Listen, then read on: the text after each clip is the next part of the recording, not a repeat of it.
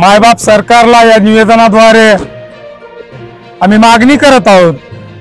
आम्ही सरकार पक्षामधले जरी लोक असलो तरी आम्ही बौद्ध धर्मीय आहोत, याची नोंद सरकारने घ्यावी।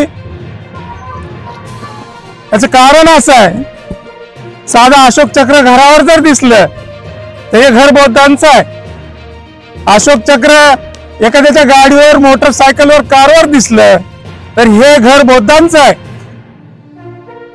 आणि ज्या वेळेला तिरंग्यावर अशोक चक्र दिसते त्यावेळेला यांना हा देश बौद्धांचा वाटत नाही। ही त्यांची घाणेरडी मानसिकता आहे।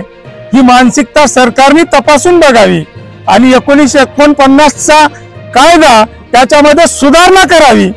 आम्ही रद्द करा म्हणत नाही, तर त्याच्यामध्ये ती सुधारणा करावी।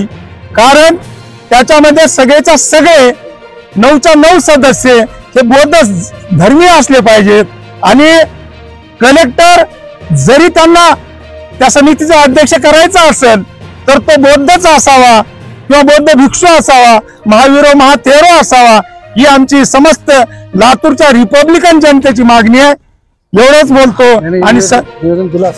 आणि सन्माननीय कलेक्टर लातूरचे यांना आम्ही सर्व रिपब्लिकन जनतेने या मला या चित्रात दिसतात तेवढ्या सर्व नेत्यांनी, पदाधिकाऱ्यांनी, कार्यकर्त्यांनी मिळून या मागणीचं निवेदन दिलेलं आहे।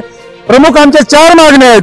महाबोधी महाविहाराचे संपूर्ण नियंत्रण बौद्धांकडे द्यावं, महाबोधी मंदिर व्यवस्थापन कायदा 1949 मध्ये सुधारणा करावी आणि व्यवस्थापन समितीत फक्त बौद्धच धर्मीय असावेत। समितीचे अध्यक्षपद हिंदू कलेक्टर असण्याचे रद्द करून बौद्ध धर्मियांना अध्यक्ष होण्याचा अधिकार द्यावा।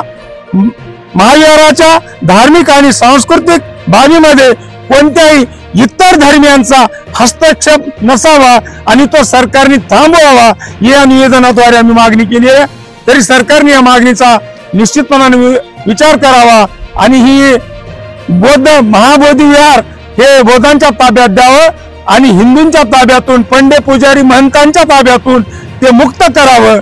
अन्यथा याच्यानंतर महाराष्ट्रभर आणि रिपब्लिकन नेत्यांच्या नेतृत्वात तीव्र आंदोलन छेडण्यात येईल, असा इशारा आम्ही रिपब्लिकन जनतेच्या वतीने देत आहोत। जय भीम, जय भारत। आपल्या सर्वांचे आभार। साधू महंत आणि पुष्यमित्र शृंगाचे वारसदार असल्याचे सांगतायत आणि या विधानातून त्यांना नेमकं काय सूचित करायचं, तर त्यांच्या त्या विधानाला तुमचं काय प्रत्युत्तर असणार? ते संघ परिवाराचे लोक आहेत। बुद्ध काळामध्ये तेच झालं होतं, राजा सम्राट अशोकाच्या काळामध्ये तेच घडलं होतं आणि आताही तेच घडवत आहेत। भिक्खू संघामध्ये सुद्धा RSSचे लोक ते चिवर घालून लपलेले आहेत, ते तुम्हाला आम्हाला शोधून काढावं लागतील।